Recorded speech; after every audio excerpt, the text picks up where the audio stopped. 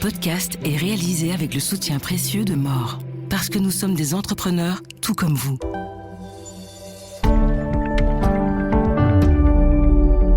Trois ans après la sortie de ChatGPT, l'intelligence artificielle générative bouleverse nos métiers, nos entreprises, mais pas encore nos écoles. En Belgique, la rentrée académique 2025 a montré un retard inquiétant. Certains cursus d'intelligence artificielle eux-mêmes ignorent presque totalement l'IA générative. Pourquoi ce décalage entre le monde éducatif et la réalité ?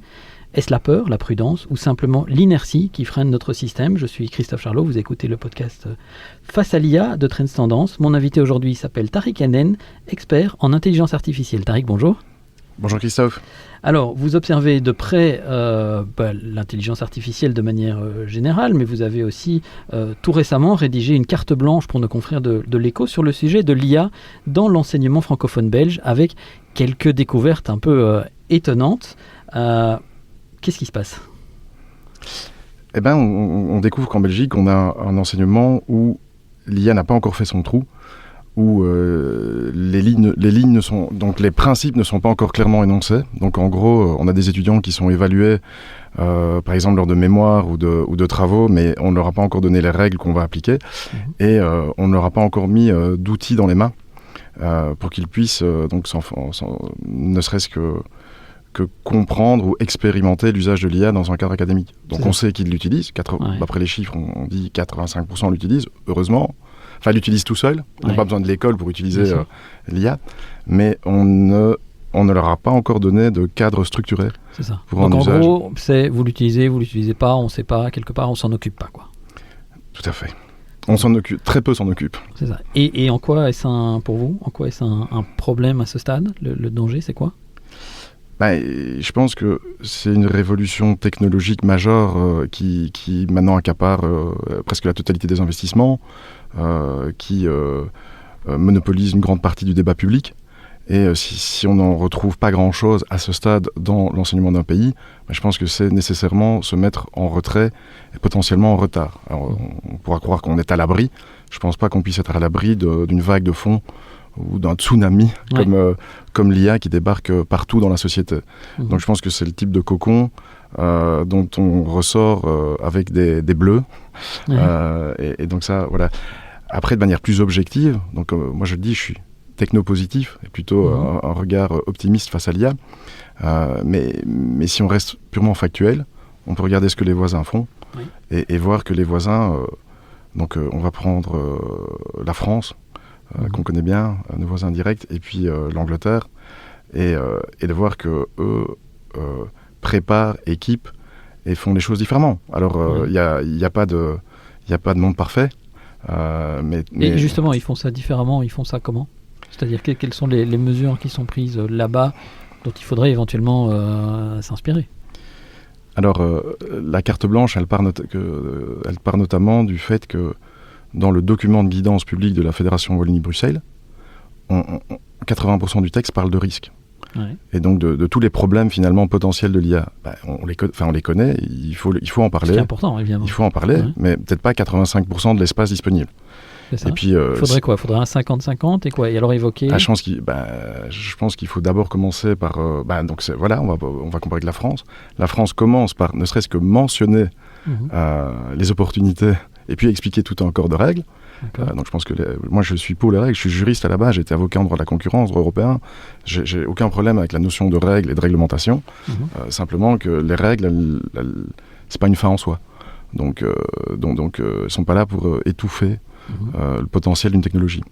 Donc si on vient sur l'Angleterre, les lignes directrices, elles viennent des universités avant de venir de l'État. Donc l'État s'est entouré d'experts aussi, mais c'est d'abord les universités qui ont posé des règles. Et ces règles, elles sont finalement assez claires. Elles disent on s'engage à rendre nos étudiants et le personnel académique AI literate. Et on va leur donner les moyens d'y arriver. Donc c'est avant tout, je vais dire, un message. Après, il y a des réalités qui sont différentes. Moi, j'imagine totalement que le budget de la communauté, de la région, Fédération Wallonie-Bruxelles, pardon, je suis plus de 40 ans, on vit dans le passé. Je pense que évidemment que le budget, il y a des réalités budgétaires qui sont différentes. Donc on ne peut pas reprocher à nos gouvernants de faire d'une certaine manière avec les budgets et les moyens qu'ils ont. Même chose on connaît la réalité des établissements d'enseignement en Belgique. Je pense que c'est une réalité difficile. Donc moi, mon but n'est pas de tirer sur l'ambulance ou de dire, mais enfin, vous êtes des incapables, pas du tout. Mais c'est de dire que quand même on manque de moyens, on peut délivrer un message positif. Et en particulier dans finalement une technologie qui est moins coûteuse et plus facile, entre guillemets, d'accès que les ordinateurs qu'on a connus il y a 30 ans. Oui. On ne pouvait pas mettre un ordi dans les mains de tout le monde, mais délivrer un message positif et pratique à des étudiants aujourd'hui, avec des outils qui sont soit gratuits, soit peu coûteux, je pense qu'il serait temps de s'y mettre. Oui, alors vous ne tirez pas sur l'ambulance, mais on va quand même rester sur la comparaison. Vous parlez d'un code de la route sans cours de conduite pour décrire le document de la Fédération Wallonie-Bruxelles. Vous tirez pas sur l'ambulance, c'est quand même c'est costaud quand même. Oui, c'est une image évidemment, mais on en revient là, c'est dire si donc on va parler de l'institution moyenne. Donc il y a des institutions qui ont publié des règles, qui ont fait des choses. Donc je mets pas tout le monde dans le même sac, je parle vraiment de la moyenne. Donc si de nombreuses institutions n'ont pas donné toutes les règles, n'intègrent pas l'IA dans les cursus, même dans des cursus d'IA. Donc l'IA générative n'est même pas encore intégrée dans certains cursus supérieurs d'IA. D'accord. Donc ça, là, il faut tirer à boulet rouge là-dessus. Donc, donc, mais maintenant, parlons donc c'est une technologie transversale. Il y a des travaux de l'UNESCO extrêmement détaillés, des lignes directrices de la Commission européenne extrêmement détaillées, auxquelles on peut se raccrocher plutôt que réinventer la roue. Ça, c'est vraiment le grief que j'ai. Et donc après, c'est de reconnaître la réalité et le potentiel et les risques, et de ne pas dissocier le potentiel des risques. Et donc ça veut dire, mais ne serait-ce qu'appliquer ce cadre UNESCO, par exemple, et de dire, voilà, on va vous apprendre ce qu'on vous a appris depuis toujours, mais on va vous apprendre à le faire avec l'IA. Et puis on va vous laisser le choix de donner la dimension que vous voulez à l'IA dans ce travail. Mais si on ne fait qu'en débattre, je veux dire au niveau de l'enseignement et au niveau public, et que... je veux dire la majorité, voilà, pour ne pas dire tout le monde, ne l'a pas encore intégré dans son cursus après 3 ans, ça veut dire qu'on ne prépare pas des masses, les jeunes. Et quelque part, vous l'expliquez comment ? C'est un problème, quoi ? C'est de l'inertie administrative, c'est de l'idéologie ? Est-ce qu'on a peut-être peur de l'intelligence artificielle dans l'enseignement belge ? Alors moi, j'ai des opinions assez tranchées, mais peut-être que je dois me réfréner. Non, mais de peut-être expliquer ça. Je pense que c'est sans doute lié à une culture politique, peut-être. En fait, je ne suis pas politologue. Ouais. Je parle juste du constat. Donc, il y a une question de politique publique et il y a une question de mentalité. Vous voulez dire quoi ? Que l'IA n'est pas présente, n'est pas assez présente en politique aujourd'hui ? Nos décideurs s'y intéressent pas, ne prennent pas ce problème ou cette problématique à bras-le-corps comme ils devraient l'être ? Je vais me faire des amis ici. Ce que je pense, c'est qu'on... Oui, tout à fait. Je vais te dire ce que je pense. Je pense qu'on est dans une culture du parapluie. Et qu'on se dit, on n'est pas prêt à prendre des risques et on préfère brandir un parapluie et avoir un discours évidemment qui est moins polarisant, parce que dire on y réfléchit et il faut être très, très prudent. Et... Ouais. Est-ce que c'est pas juste parce qu'au fait on ne sait pas comment prendre ce problème en réalité ? On ne sait pas comment, il n'y a peut-être pas une solution aujourd'hui qui est toute tracée. Et alors beaucoup se disent aussi, pour avoir pu interroger des politiques sur ce genre de questions-là, c'est de dire oui, mais de toute façon au niveau belge on ne fait rien. C'est au niveau européen peut-être qu'il faut imaginer. Mais précisément. Donc c'est pour ça que je dis que la Commission européenne a travaillé depuis plusieurs années. Donc des groupes auxquels plusieurs pays ont contribué, des dizaines voire des centaines d'experts. L'UNESCO a fait du boulot. Donc je pense qu'il y a eu un énorme boulot qui a été fait. Donc d'abord le réalisme, c'est déjà de voir la place que ça a déjà.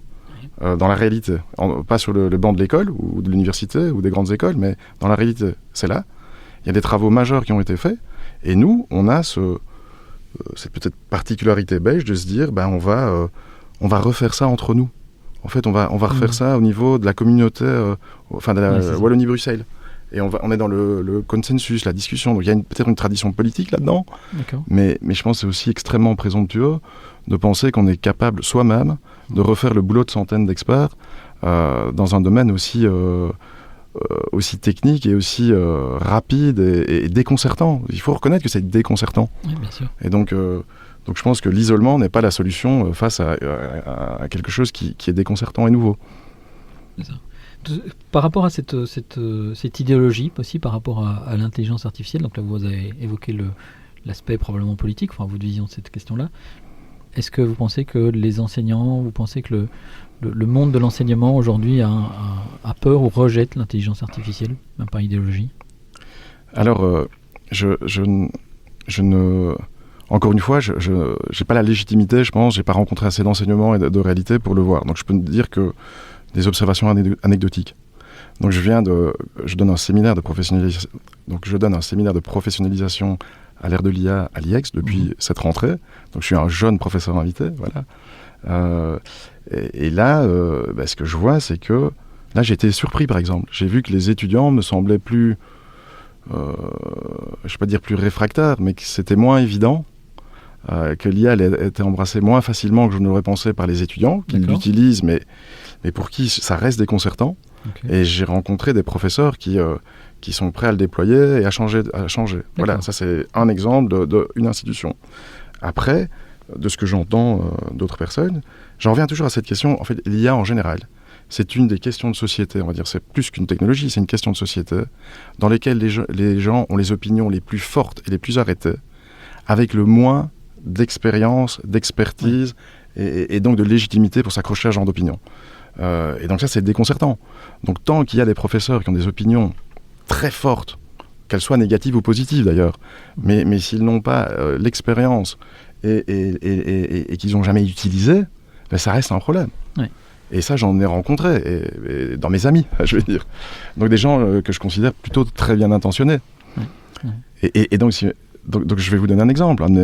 Quelqu'un de très proche me dit, mais je demande à mes étudiants dans le supérieur, pas si ils ont utilisé l'IA, mais comment. Ok. Et donc il est tout content. Je l'aime beaucoup d'ailleurs, s'il nous écoute. Mais de l'autre côté, lui n'utilise pas et n'a pas reçu de formation. Donc à quoi ça sert de demander à un jury de mémoire, à des étudiants, comment vous l'avez utilisé, quand les membres du jury n'ont été ni formés, ni ne sont familiers à l'usage. Pire, excusez-moi. Il y a des règles qui s'appliquent tout simplement dans le domaine académique pour citer des travaux. Mais aujourd'hui, la majorité j'ai encore dit, je me méfie quand je dis la majorité, de nombreuses universités en Belgique et à l'étranger ne se sont pas encore mis à jour dans comment simplement citer le contenu dans un travail académique. Or, il y a des normes applicables qui s'appliquent à tout le monde, on s'y réfère. Donc on est vraiment face à un retard à plusieurs niveaux. Après, les causes de ce retard, elles me dépassent. Oui. Par contre, je plonge dedans, donc en donnant cours, en développant des choses pour essayer de changer la donne à mon petit niveau, quoi. C'est ça. Est-ce que quelque part, entre enseignement et même entreprise, je dirais même combat sur un certain niveau, c'est-à-dire qu'aujourd'hui, vous soulignez le manque de cadre, le manque de connaissances et d'intégration des questions d'IA dans l'enseignement. C'est un peu le cas de l'entreprise aussi. C'est-à-dire qu'aujourd'hui, pas mal d'entreprises n'ont pas encore défini de politique IA, alors que, justement, tous les employés à titre individuel, je ne vais pas dire à titre privé, puisque c'est dans le cadre de leur boulot, mais l'utilisent en marge, sans cadre, sans règles. C'est un peu le cas des étudiants. Est-ce que c'est problématique selon vous? Parce que vous parliez du fait que si on ne les briefe pas bien, si on ne les encadre pas, si on ne les forme pas à l'intelligence artificielle, c'est pas une bonne chose, mais ils se forment tout seuls, comme un employé d'une entreprise. Oui, sauf que ça suppose... Enfin, en fait, c'est prendre... Il y a un bouquin là qui est sorti. Laurent Alexandre ne fait plus d'études. Mais l'utilisation de l'IA, même une bonne utilisation de l'IA, ne se substitue pas aux compétences et aux aptitudes. Donc, on peut trouver maintenant des études qui soutiennent tous les points de vue. Mais une tendance qu'on voit, c'est que les jeunes travailleurs... en tout cas, les jeunes travailleurs sont particulièrement exposés, puisque les gens qui ont de l'expérience peuvent rattraper du terrain. Je veux dire, un travailleur âgé, entre guillemets, considéré avant comme âgé, va pouvoir rattraper du terrain avec l'IA par rapport à des travailleurs plus jeunes. Mais le travailleur qui entre dans le marché du travail, dont peut-être dans certaines entreprises, encore une fois pas partout, c'est le faible coût du salaire, finalement. On considère que la formation, elle débute on the job, comme on dit. Mais aujourd'hui, je suis pas sûr qu'on est prêt à recruter et à former les gens comme on le faisait hier, ne serait-ce que parce que les entreprises ne savent pas encore sur quel pied danser.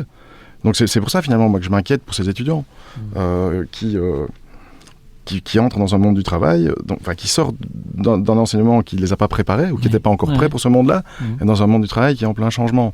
Et je viens de me rendre compte que ces étudiants, cette génération d'étudiants, c'est justement ceux qui ont débuté dans le supérieur avec le Covid. Donc, est-ce qu'on se dit, ok, c'est une génération perdue, sacrifions-les, continuons à réfléchir, et puis après on s'occupera des autres. Est-ce que c'est ça? Je ne sais pas. Mais donc je m'inquiète pour eux, quoi, en gros. C'est ça. Vous parlez aussi dans la carte blanche, vous parlez d'un coût de l'inaction. Pour vous, quels sont les principaux risques si la Belgique continue à avancer aussi lentement en matière d'intégration de l'IA dans l'enseignement?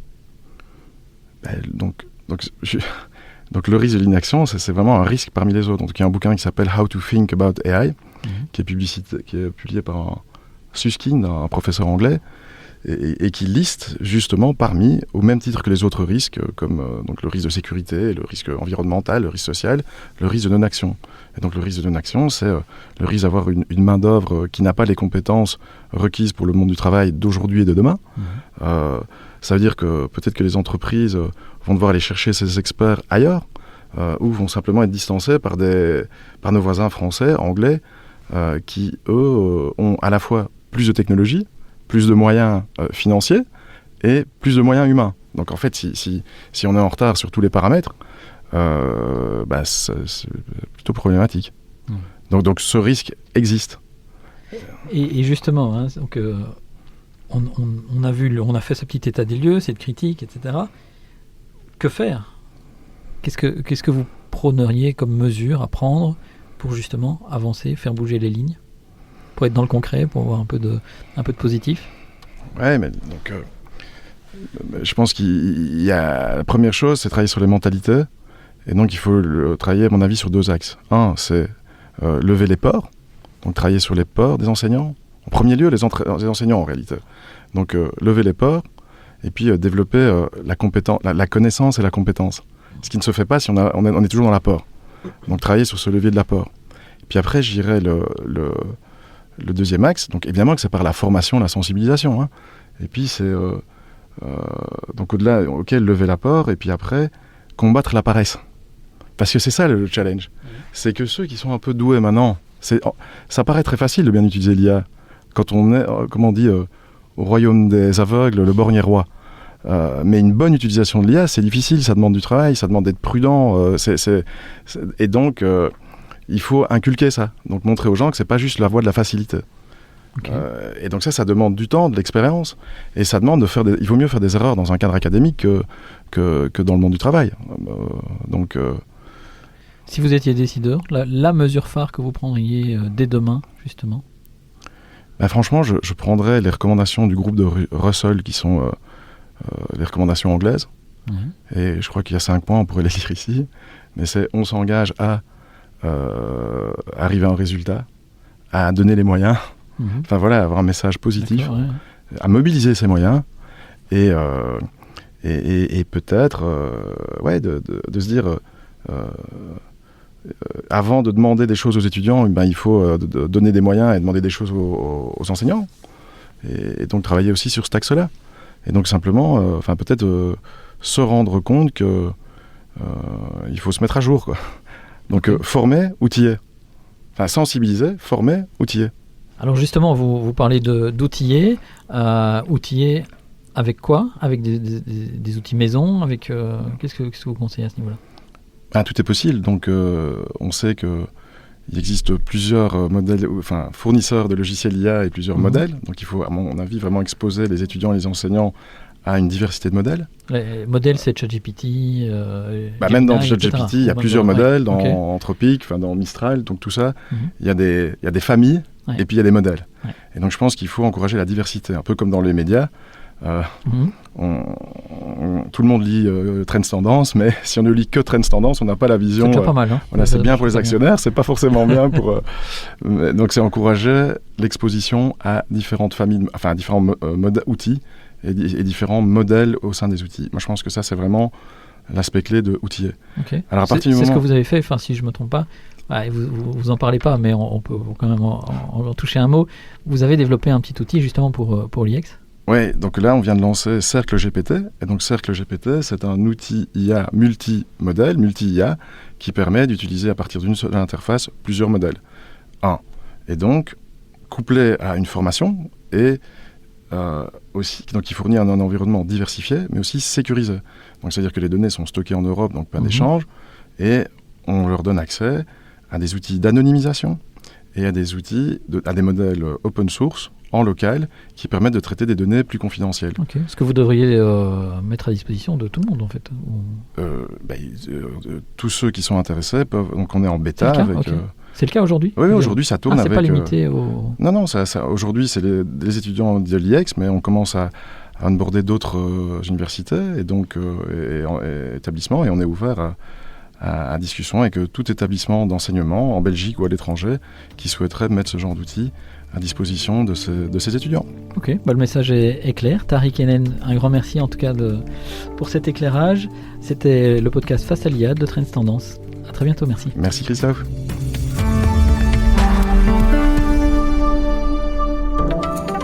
Projetez-vous sur les 2 prochaines années, votre bouclier contre l'incertitude.